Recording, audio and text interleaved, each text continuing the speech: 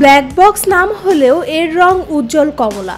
Still ও titanium দিয়ে তৈরি এই যন্ত্রে থাকে দুইটি অংশ, ডিজিটাল ফ্লাইট ডেটা রেকর্ডার এবং ককপিট ভয়েস রেকর্ডার। এটি পানিতে বা আগুনে পুড়ে গেলেও বছরের পর বছর অক্ষত থাকে। তাই তো বিমান ধ্বংস হলেও সচরাচর নষ্ট হয় না এই ব্ল্যাক বক্স, এবং জানা যায় ঠিক কি ঘটেছিল সেই দুর্ঘটিত বিমানে। বিমানের গতি, উচ্চতা, ইঞ্জিন কিভাবে কাজ করছে সেই সংক্রান্ত যাবতীয় তথ্য থাকে এই ব্ল্যাক বক্সে। ককপিটে কি কথাবার্তা চলছে, এয়ার ট্রাফিক কন্ট্রোলের সঙ্গে পাইলটের কি কথা হয়েছে সেটিও রেকর্ড করা থাকে এই ব্ল্যাক বক্সে। পরে তা থেকেই জানা যায় দুর্ঘটনার মুহূর্তে ঠিক আসলে কি ঘটেছিল।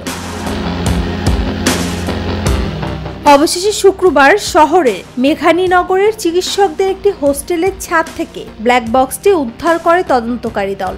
দেশটির অসামরিক বিমান পরিবহন মন্ত্রণালয়ের এক সূত্র জানায়, গুজরাট সরকারের 40 জন কর্মকর্তার সহায়তায় এআইবির একটি দল তল্লাশি চালিয়ে ব্ল্যাক বক্সটি খুঁজে পায়। ব্ল্যাক বক্সে থাকা তথ্য বিশ্লেষণ করে দুর্ঘটনার কারণ জানা যেতে পারে। এ ঘটনায় তদন্ত করেছে aircraft accident investigation bureau. Nusrat Jahan Shampa, নিরপেক্ষ নিউজ ডেস্ক।